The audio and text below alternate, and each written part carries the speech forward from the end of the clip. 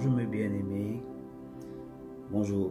Alors, je voulais revenir sur certains sujets que j'ai pu toucher depuis quelques temps, on va dire depuis quelques années, que je fais les exhortations, je fais les prédications, quel que soit en direct ou même dans les églises. Le Seigneur, il a mis vraiment dans mon cœur pour que je puisse retoucher certaines de mes messages. Et aujourd'hui, je choisis quelques versets bibliques pour nous et certains sujets que j'ai pu toucher quand je faisais mes lives. Et ça fait déjà 2 jours qu'il me parle de ça, qu'il met ça vraiment dans mon cœur. Donc je voulais prendre ce petit temps-là pour nous parler. Il y avait l'année dernière, je parlais d'un sujet que Dieu, l'année dernière, je crois que je fais une exhortation.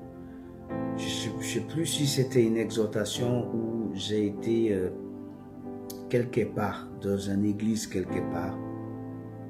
Et le thème de mon message était « En temps périlleux ». Et j'avais parlé sur ces sujets-là. C'était mon message pendant, on va dire, 50 minutes, 1 heure environ. Et nous avons touché plusieurs sujets, plusieurs choses qui vont arriver et plusieurs choses qui doivent arriver. Et aujourd'hui, je voulais toucher un petit peu sur ces messages-là encore. En temps périlleux. Lorsque nous entendons ce mot en temps périlleux, c'est un temps là où les choses vont mal, là où les choses ne vont pas bien. Et pour vous dire la vérité, ce n'est pas que cette année que des choses vont mal. Beaucoup d'entre nous, quelles que soient les personnes dans la science ou même les personnes, les scientifiques, qu'ils disent les choses vont mal. Mais ce n'est pas que cette année. Les choses vont mal, ça fait déjà plusieurs années. Mais on peut dire aujourd'hui, les choses se dégradent depuis quelques années. Mais ce n'est pas étonnant. D'accord? Donc, toutes ces choses-là doivent arriver. Toutes ces choses-là doivent s'accomplir. Tout ce qui est en train de se faire en ce moment, c'est normal. Parce que c'est l'accomplissement du temps. C'est l'accomplissement du temps. Et nous allons parler un petit peu sur le temps. Ce temps, un temps périlleux. Un temps périlleux, quand j'avais pris ces notes-là, un temps périlleux veut dire c'est un temps aussi critique. Et lorsque nous entendons le mot critique, ça veut dire que nous sommes dans un état sans revenir. Sans revenir, aucun espoir, si vous pouvez me permettre. Aucun espoir parce que les choses sont vraiment dans un état critique. Et nous ne pouvons plus en rien faire. Lorsque nous entendons périlleux, nous entendons délicate, que les choses sont très sensibles. Nous ne pouvons pas nous permettre de faire n'importe quoi. Nous ne pouvons pas permettre d'agir n'importe comment. Les gens sont devenus très sensibles. Les gens ne veulent plus écouter la vérité. La vérité n'a aucun sens pour beaucoup de personnes. Et toutes ces choses-là. Et nous pouvons continuer à dire beaucoup de choses. sur délicate. Nous entendons aussi dangereux. Personne ne peut pas me dire le contraire, que le temps que nous vivons depuis plusieurs années maintenant, le temps a tellement dégradé que nous ne pouvons pas dire le contraire, que le temps que nous vivons aujourd'hui, elle n'est pas dangereux. Tu ne peux même pas aujourd'hui faire une petite plaisanterie avec quelqu'un sans que la personne prenne cette chose en mal. Tellement le temps est délicat, tellement le temps est dangereux, tellement le temps est critique. L'amour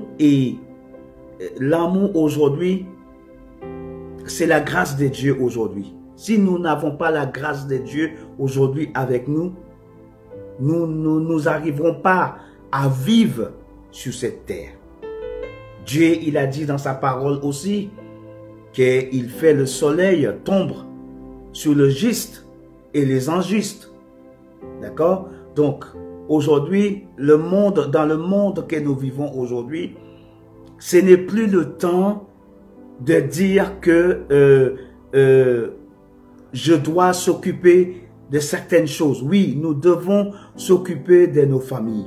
Nous devons s'occuper de beaucoup de choses. Mais je vais faire un appel à des personnes qui vont écouter cette vidéo, à des personnes qui vont prendre le temps pour étudier cette vidéo. Prenez le temps et repentis, parce que c'est un temps de la repentance. Si nous regardons aujourd'hui, ce n'est pas seulement à cause de cette maladie, mais le monde entier va mal. Aujourd'hui, beaucoup de personnes veulent faire des vidéos, des directs, veulent faire de tout. Mais ce n'est pas le moment pour dire que voilà que nos yeux sont ouverts. Parce que la parole de Dieu nous avait déjà prévenus de toutes ces choses-là.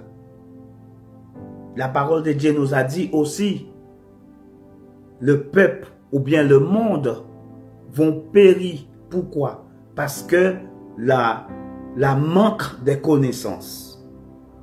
Nous qui avons la connaissance, nous qui savons beaucoup de choses, pourquoi nous ne nous donnons pas à des personnes qui ont besoin? Aujourd'hui, ce n'est plus le temps pour penser uniquement à nous. C'est vrai que la parole de Dieu nous a parlé dans le dernier temps. Les gens vont devenir très égoïstes. Les gens n'auront plus le temps pour penser aux autres. Mais nous qui avons la vérité, nous que Dieu lui-même nous a donné un mandat qui je peux me permettre pour aller porter la bonne nouvelle, donner la connaissance, faire en sorte que là où nous sommes, dans notre entourage et dans le pays là où nous vivons, que les gens sachent qu'il y a un Dieu qui existe. Aujourd'hui, nous refusons de parler de l'amour de Dieu. Nous parlons de l'amour de Dieu, mais avec beaucoup d'hésitation. Et je pense que nous devons vraiment prendre des choses à la main et faire en sorte que la France, qui est là où nous sommes aujourd'hui, sache qu'il y a un Dieu.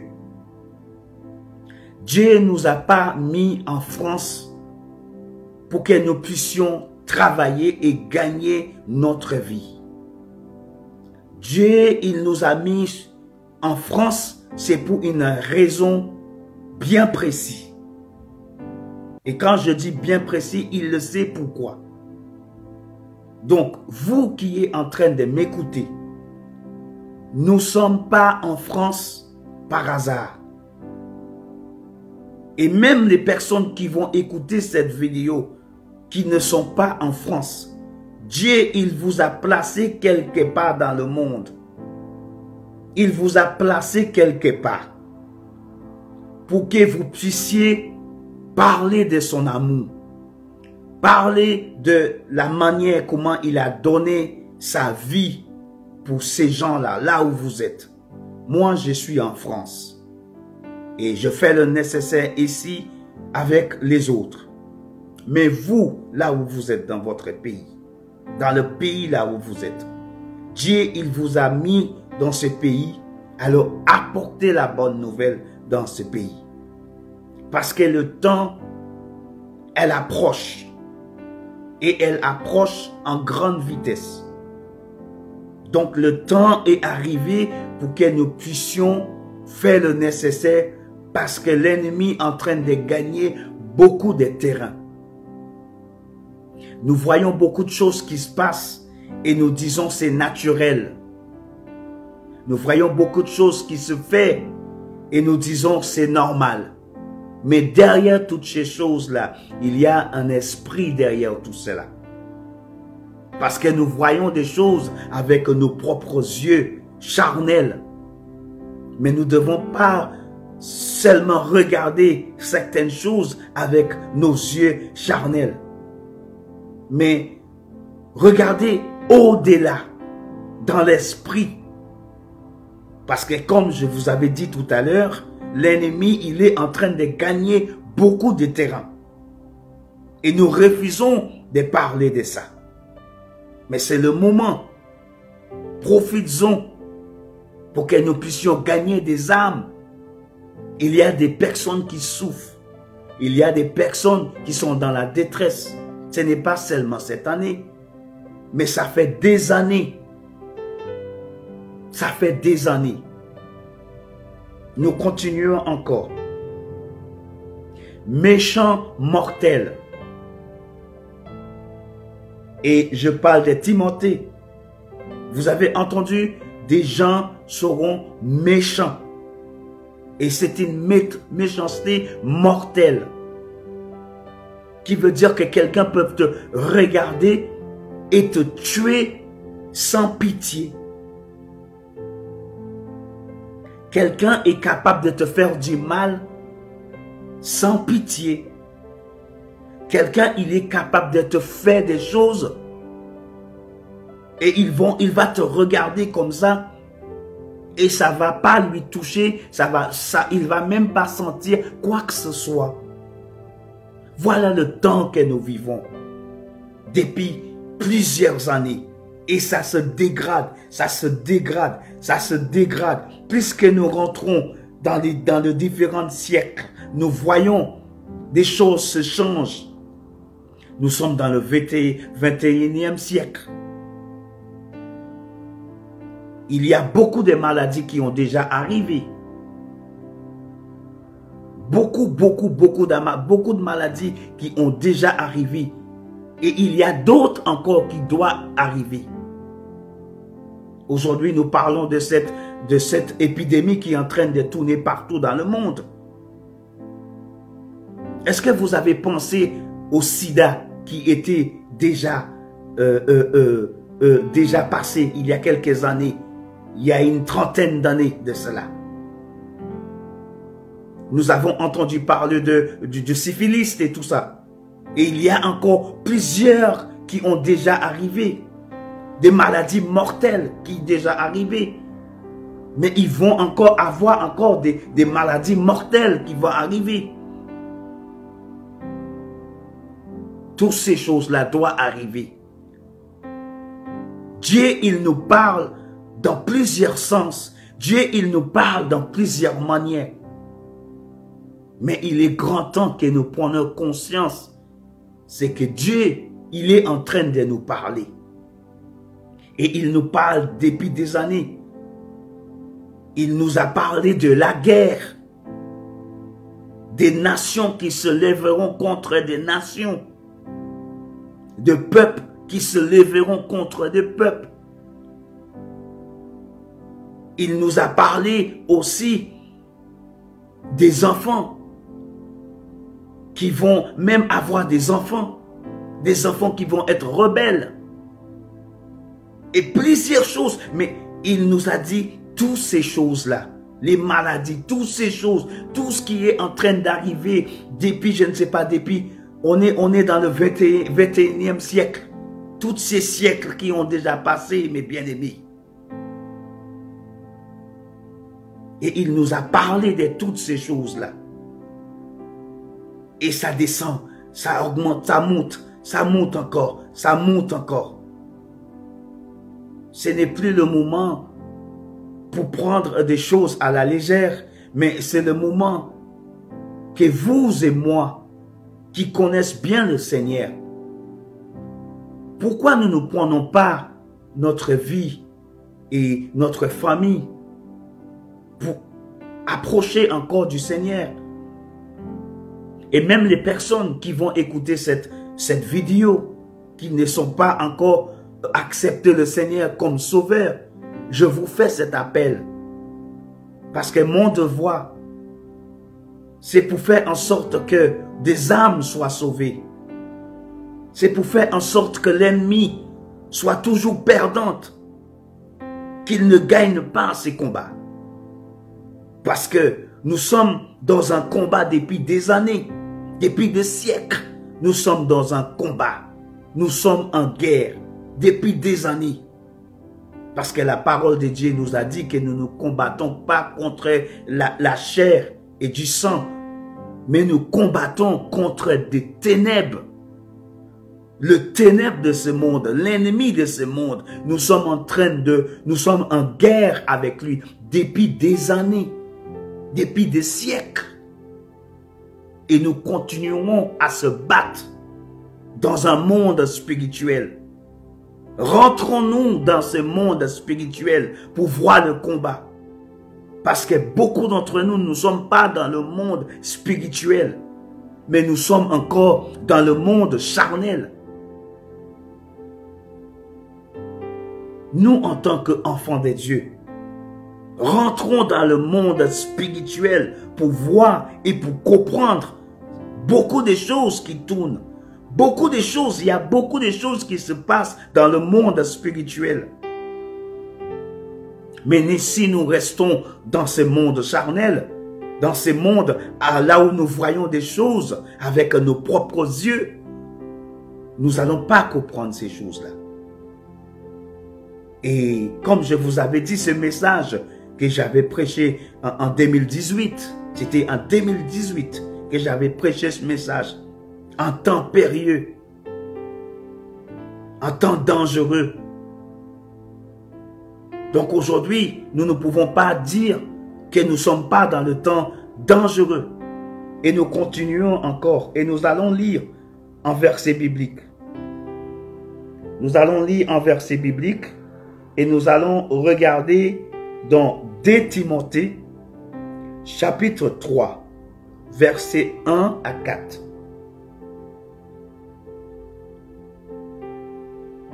2 Timothée.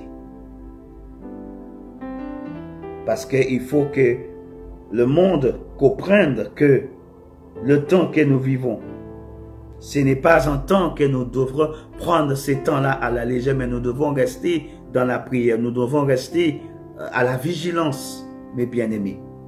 Donc, nous regardons dans 2 Timothée, chapitre 3, et versets 1 à 4. Et nous allons lire. Et je vais vous lire, parce que j'ai ma Bible avec moi.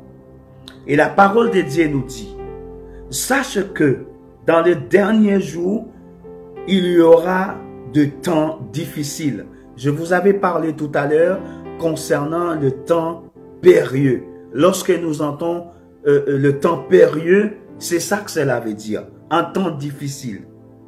Car les hommes seront égoïstes. Je vous avais parlé comment les hommes, ils le seront. Ils sont capables de te tuer. Ils sont capables de te faire n'importe quoi sans avoir pitié de toi. Nous vivons dans un temps là où chacun pour soi. Mais nous qui connaissons la parole de Dieu, nous devons faire tout le contraire. Parce que Dieu, il est un Dieu d'amour. Le Dieu que nous servons, c'est un Dieu de miséricorde. C'est un Dieu de compassion. C'est un Dieu qui aime. Mais ce n'est pas un Dieu égoïste.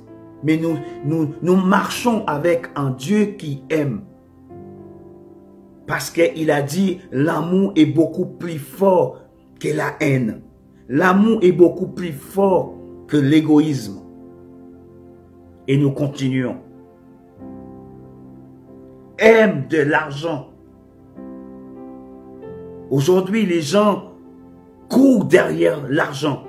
Mais bien aimé, vous savez, lorsque vous devenez ami de l'argent, vous savez, en deux mots, vous devenez ami avec Satan lui-même. Ça ne veut pas dire que vous ne devrez pas travailler. C'est normal que vous travaillez. Mais si vous mettez l'argent en priorité, l'argent ne devrait pas être la priorité. Parce que Dieu, il le sait de quoi que chacun d'entre nous avons besoin, même avant que nous demandions. Il le sait. Mais nous courons derrière ces choses-là. Nous ne devons pas courir derrière l'argent. Mais courons-nous derrière le Seigneur. Cherchons-nous en premier le Seigneur, son royaume, sa présence. Nous continuons encore. Fanfarons, hautains, blasphémants. Des gens qui vont blasphémer, des gens qui ne veulent plus entendre parler de Dieu. Lorsque le mot Dieu sort dans votre bouche, ou la présence de Dieu, où vous parlez de l'évangile, ils ne veulent plus entendre ces choses-là. Et nous voyons ces choses-là. Ne me parlez pas de ton église. Ne me parlez plus de ton Dieu. Je ne veux pas. Moi, je les ai entendus déjà. Les gens ne veulent plus entendre parler. Les gens aujourd'hui, nous fermons aujourd'hui des églises. C'est un signe de rébellion, mes bien-aimés. Le monde aujourd'hui est en train de fermer les églises. Parfois pour des raisons, comment je peux dire, ridicules. Ils préfèrent fermer l'église. Nous avons des hommes de Dieu aujourd'hui qui sont en prison parce qu'ils portent l'évangile. Nous avons des hommes de Dieu aujourd'hui qui sont accusés de beaucoup de choses. Pourquoi? Parce qu'ils sont en train d'apporter l'évangile. Les blasphémants ne veulent plus entendre parler. Donc si ils peuvent fermer l'église, ils le fermeront. N'oublie pas que je vous avais dit que nous sommes dans un monde spirituel et nous battons et nous combattons. Nous sommes en guerre spirituelle. Ce combat que nous sommes en train de faire, ce n'est pas un combat charnel, mais c'est un combat spirituel. Et nous ne devons pas laisser l'ennemi gagner du terrain. Et cet esprit, il nous parle chaque jour, depuis des siècles. Pas aujourd'hui. Moi, je parle pas aujourd'hui. Mais moi, je parle des années et des siècles. Nous sommes dans le 20e siècle, le 21e siècle, mes bien-aimés. Nous sommes dans le 21e siècle. Qui veut dire beaucoup de choses ont déjà passé et nous avons raté beaucoup de choses. Pourquoi? Parce que nous refusions de rentrer dans le monde spirituel. Mais nous restons dans le monde charnel. Et si nous restons dans le monde charnel, nous ne pouvons pas gagner ce combat. Des âmes qui sont en train de se perdre aujourd'hui. Des personnes qui meurent aujourd'hui sans connaître le Seigneur. L'évangile aujourd'hui ne sont plus comme avant. Nous changeons beaucoup de choses. Une raison de plus pourquoi Dieu lui-même avait détruit le monde. Parce que l'homme allait trop loin. Et il avait dit à Noé, je veux détruire ce monde. Parce que l'homme allait trop loin. Nous allons toucher un petit peu là-dessus encore si je l'aurai le temps de le faire. Nous continuons. Nous avons parlé de l'égoïsme. Nous avons parlé des gens, des blasphémaires. Nous avons parlé de la rebelle. Ils sont devenus rebelles. à leurs parents, irréligieux. Toutes ces choses-là, nous voyons toutes ces choses. Insensibles, déloyales. Nous avons entendu toutes ces choses-là. Enflés d'orgueil. Nous avons vu, nous sommes en train de voir toutes ces choses-là. Voyons toutes ces choses. Amis, aimant le plaisir plus que Dieu. Personne ne peut pas me dire le contraire. Depuis des années, nous préférons faire du bien à notre propre corps au lieu de faire plaisir à Dieu lui-même. Comment nous allons faire pour hériter la vie éternelle si nous ne cherchons pas en premier lieu sa face? Moi qui vous parle, si je suis venu pour faire cette vidéo, c'est parce que Dieu, il me parle de ça. Et je me rends compte chaque jour. Je me rends compte chaque jour. Et même ce matin aussi, je demandais pardon dans mon cœur. Pardon. Parce que beaucoup de choses qui se passent dans le monde spirituel, nous ne voyons pas ces choses. Mais il est grand temps que nous commençons à prendre conscience de ces choses-là et rentrons dans le monde spirituel. Jésus nous avait laissé un très bon exemple.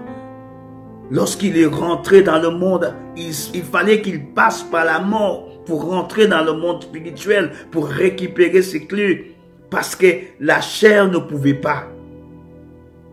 Et si nous restons dans la chair, nous n'allons pas gagner ce combat. Nous n'allons pas gagner ce combat. Nous continuons encore.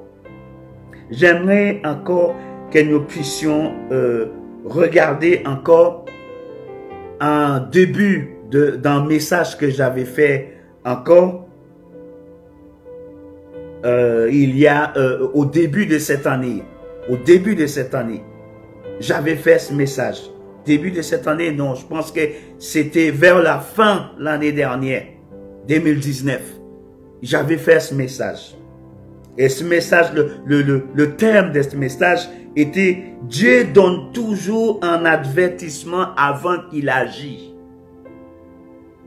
Et depuis des siècles, mes bien-aimés, Dieu, il nous donne des avertissements. Mais parce que nous ne sommes pas dans le monde spirituel, nous ne pouvons pas voir ces choses-là. Tant que nous ne sommes pas dans le monde spirituel, nous ne pouvons pas voir les avertissements. Nous ne pouvons pas voir le temps périlleux, le temps difficile, le temps dangereux. Nous ne pouvons pas voir les avertissements que Dieu, il nous donne. Et là, des âmes sont perdues, les âmes meurent parce que Dieu a donné l'avertissement et nous n'avons pas fait appel à cet avertissement. Le temps périlleux, c'est encore un rappel. Il fait des avertissements. Comment toutes ces choses-là va arriver. Nous avons vu orgueilleux, égoïstes, fanfarons, blasphémants, des enfants qui ne veulent plus écouter leurs parents. Chercher à faire plaisir à leur propre chair au lieu de chercher à faire plaisir à Dieu. Dieu, il nous donne toutes les consignes. Nous voyons toutes ces choses-là. Mais tout simplement, nous ne sommes pas dans le monde spirituel. Nous sommes encore dans le monde charnel. Et il nous dit de revenir à moi. Revenir à moi. Marcher avec moi. Il me demande aussi de marcher avec lui. Il me demande ça. Marcher fidèlement avec lui. La chair veut me dominer. Je vous dis la vérité. La chair veut me dominer. Et vous aussi. Votre chair veut vous dominer parce que c'est un combat spirituel. Paul nous a parlé de cela. C'est que lui, dans son esprit, envie de faire, la chair lui demande de faire autre chose. Donc c'est un combat tous les jours. Parce que quand nous vivons dans un monde spirituel, nous sommes en combat chaque jour. Tous les jours, nous sommes en combat. Et c'est une guerre sans arrêt. Nous dormons, nous sommes dans la guerre. Nous marchons, nous sommes dans la guerre. Tout ce que nous faisons, c'est un combat. C'est un combat, mes bien-aimés. Nous continuons encore. Et nous allons lire, comme je vous avais dit tout à l'heure. Dieu donne toujours un avertissement avant d'agir. L'Éternel parle directement à son prophète pour prévenir de son ravage. Il avait envoyé son prophète. Aujourd'hui, nous avons des serviteurs et des hommes de Dieu qui apportent la parole de Dieu partout. Mais comme je vous avais dit tout à l'heure, ils ferment des églises. Dans le monde spirituel, il veut fermer des églises. Il veut emprisonner les hommes de Dieu. Le mettre en prison. Comme ça, l'évangile ne peut pas prêcher. Comme ça, des âmes ne peuvent pas être sauvées. Voilà le monde que nous vivons aujourd'hui. Les gens ne veulent plus entendre parler de Dieu. Nous allons encore lire dans Ézéchiel, chapitre 2. Nous allons lire Ézéchiel, chapitre 2.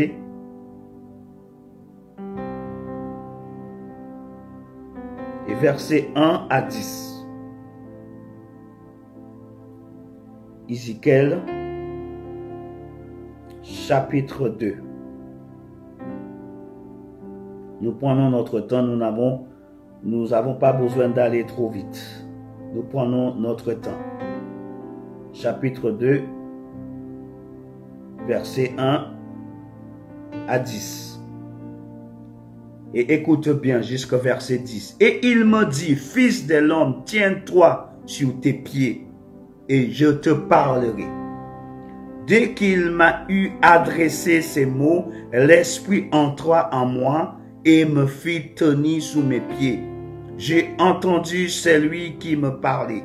Il me dit, fils de l'homme, je t'envoie vers les enfants d'Israël, vers ce peuple rebelle qui se sont révoltés contre moi. Eux et leurs pères ont péché contre moi jusqu'à ce jour même où nous sommes. Ce sont les enfants à la face impudente et au cœur endurci. Je t'envoie vers eux et tu leur diras, aussi parle le Seigneur, l'État, car c'est une famille de rebelles. Ils sauront qu'il y a un prophète au milieu d'eux. Et toi, fils de l'homme, ne le crains pas et ne crains pas leur discours. Quoique tu aies auprès de toi, de renonce à les épines et que tu habites avec eux les scorpions. Ne crains pas leur discours et ne l'affichez pas de leur visage. Quoi qu'ils soient une famille de rebelles, tu leur diras de mes paroles, qu'ils écoutent ou qu'ils n'écoutent pas, car ce sont de rebelles. Et toi, fils de l'homme, écoute ce que je veux te dire. Ne sois pas rebelle comme cette famille de rebelles. Ouvre ta bouche et mange ce que je te donnerai. Je regardai et voici une main était étendue vers moi et elle tenait un livre en rouleau et il le déployait devant moi et ils étaient écrits en dedans et en dehors. Des lamentations, des plaintes et des gramisements y étant écrits. Mes bien-aimés, nous avons bien entendu toutes ces choses-là. Dieu avait envoyé son serviteur envers ce peuple. Tout au début, je vous avais dit que je suis en France. Mais il y a de personnes partout dans le monde que Dieu vous avait placé partout dans le monde. Et il nous avait envoyé parce qu'il nous a demandé d'ouvrir notre bouche. Et il va mettre sa parole dans notre bouche. Et il va nous faire voir. Mais nous pouvons. Eux, ils ne pouvaient pas voir le monde spirituel. Parce qu'ils ne sont pas dans le combat. Mais nous sommes dans le combat. Nous sommes dans le combat. Et nous devons gagner ce combat. Parce que c'est un monde spirituel, mes bien-aimés. Nous devons gagner ce combat. Et nous allons gagner ce combat. Parce que Dieu, il ne perd jamais. Il le gagne toujours. Donc, le Seigneur, il nous envoie pour avertir ce peuple. Ce peuple rebelle, cette famille qui ne veut plus écouter, cette famille qui a éloigné, en des mots, tourné leur dos contre Dieu. Un peuple rebelle, un peuple endurci, un peuple qui ont fermé le cœur. Mais Dieu nous a placés pour que ce peuple puisse comprendre dans le lieu là où nous sommes, pour que ces gens-là comprennent que Dieu est revenu envers eux. Et le déluge est proche. Parce que si Dieu donne des avertissements, qui veut dire que le déluge approche. Le déluge approche. Le fin approche. Nous sommes dans le 21e siècle, mes bien-aimés, comme je vous avais dit. Nous sommes dans le 21e siècle. Et il y aura encore des choses qui viendront. Mais malheureusement, nous qui ne sommes pas dans le monde spirituel, nous ne pouvons pas comprendre ces choses. Nous prions. Nous exhortons. Nous passons du temps dans la prière. C'est normal. Mais nous devons encore aller plus loin que ça. Des sacrifices. Parce que Dieu nous avait dit, si quelqu'un veut me suivre, il doit prendre sa croix. Sa croix, ça veut dire que porter le fardeau du monde. Parce que le combat, c'est un fardeau. Parce que nous combattons contre la puissance de ténèbres. Vous croyez toutes ces choses qui se passent dans le monde aujourd'hui, c'est naturel? Eux, ils vont dire toutes ces choses-là, ce sont des choses naturelles. Mais mes bien-aimés, mes frères et sœurs, qui est en train de m'écouter, c'est pas naturel. Mais c'est spirituel. Ce n'est pas des choses naturelles. L'État va nous dire, c'est des choses naturelles, mais c'est des choses spirituelles. Aujourd'hui, il parle de guerre, mais nous sommes en guerre depuis des années, depuis des siècles. Mais comme Dieu nous avait dit, je reviendrai. Mais dans quel état il va nous trouver?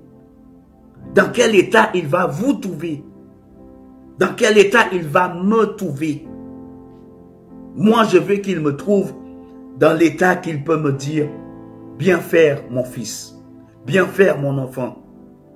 Maintenant, le couronne, elle t'attend. Comme Paul a dit, j'ai achevé le combat. J'ai bien battu mon combat. Et cette couronne m'atteint. Voilà ce que mon souhait à moi et pour ma famille. Parce qu'il m'a dit, moi et ma maison, nous servirons l'Éternel. Et c'est le désir de mon cœur. Pour que moi et ma famille, nous puissions servir l'Éternel fidèlement. Et restons dans le combat spirituel.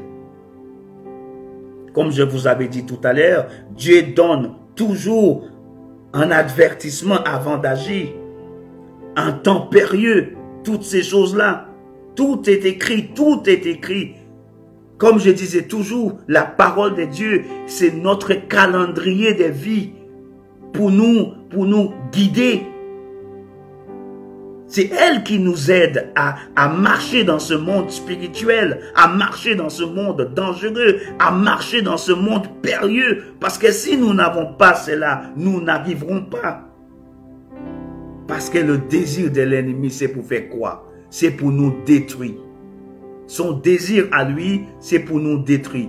Nous allons bientôt arriver à la fin de ce message, de cette petite exhortation. Nous allons bientôt arriver à la fin.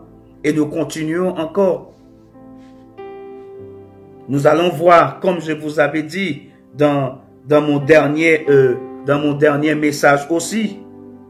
Nous avons vu aussi dans mon dernier message que j'avais fait il y a quelques jours. Je suis l'alpha et l'oméga des choses à venir. Comment Dieu avait averti, comment Dieu il nous a parlé des temps périlleux.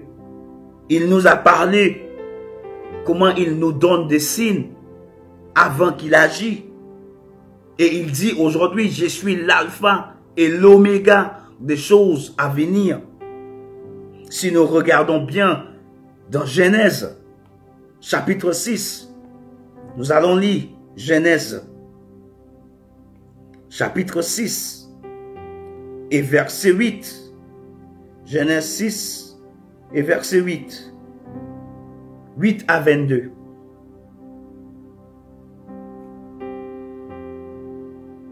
Genèse, chapitre 6, verset 8 à 22. Mais Noé trouvera grâce aux yeux de l'Éternel. Voici la postérité de Noé. Noé était un homme juste et intègre dans son temps. Noé marchait avec Dieu. Noé engendra 3 fils, Shem, Cham et Josaphat. La terre était corrompue devant Dieu. La terre était pleine de violence. Dieu regardait la terre et voici elle était corrompue, car toute chair avait corrompu sa voie sur la terre. Alors Dieu dit, toute chair avait corrompu sa voie sur la terre. Alors Dieu dit à Noé, la fin de toute chair est arrêtée par devers moi, car ils ont rempli la terre de violence. Voici, je veux le détruire avec la terre. Fais-moi un arche de bois. Là, nous voyons que Dieu avait vu la corruption, des violences, des plaintes. Tout à l'heure, je vous avais parlé tout à l'heure, un temps dangereux, un temps méchant. Je vous avais parlé tout à l'heure, critique, délicate, dangereux, mortel. Je vous avais parlé de toutes ces choses-là. Aujourd'hui, nous ne pouvons pas ignorer ces choses. Mais comment nous allons voir ces choses? Uniquement lorsque nous sommes dans un monde spirituel.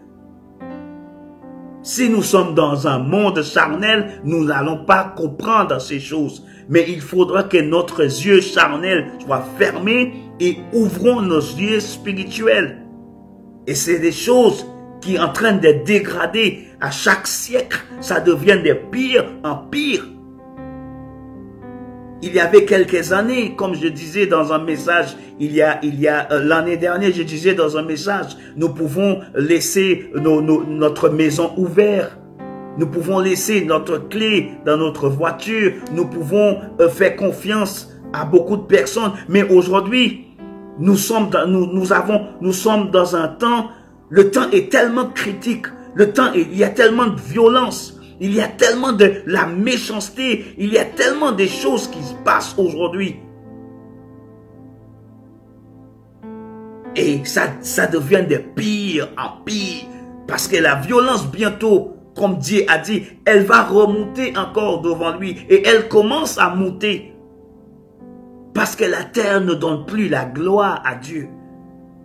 La terre ne donne plus, Dieu n'a plus sa place aujourd'hui. Il n'est plus la priorité des priorités aujourd'hui dans notre vie. Mais il a une place secondaire dans notre vie aujourd'hui.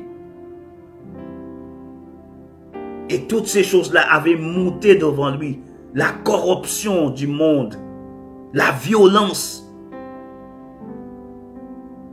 Toutes toutes ces choses-là a monté devant lui. La méchanceté mortelle, comme je vous avais dit tout à l'heure.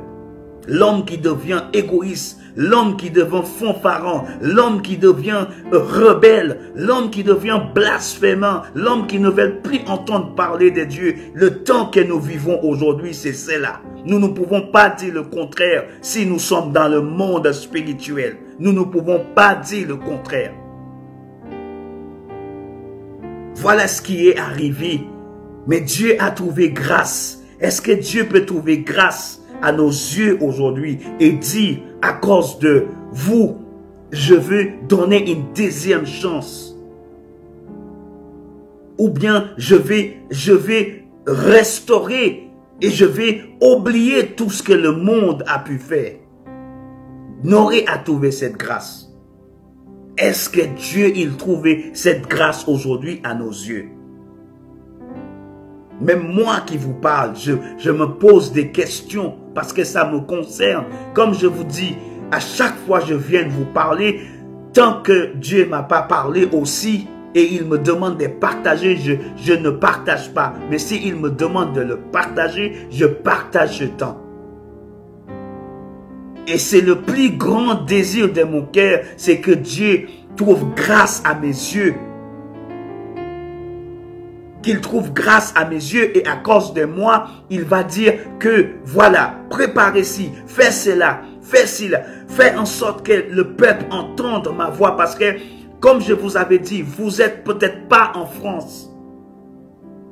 Mais Dieu vous avait mis quelque part dans le monde pour que le monde entende sa voix. Moi, je suis en France. Je fais ce que je peux pour que les gens en France entendent la bonne nouvelle. Mais Dieu vous avait planté quelque part. Il nous a planté quelque part dans le monde pour que le monde puisse entendre cette bonne nouvelle. Je fais ma part selon sa volonté, selon la grâce qu'il me donne. Et je vais aller jusqu'au bout avec cela. Nous continuons encore parce que nous arrivons vers la fin. Je vais juste lire quelque chose et après nous allons clôturer ce moment par la prière. Dans le livre d'Isaïe, nous avons vu comment Dieu les avait avertis de tout ce qu'ils allaient se faire si le peuple ne détourne pas de leur mauvaise voie. Nous avons entendu dans Chroniques, chapitre 7 et verset 14. Si mon peuple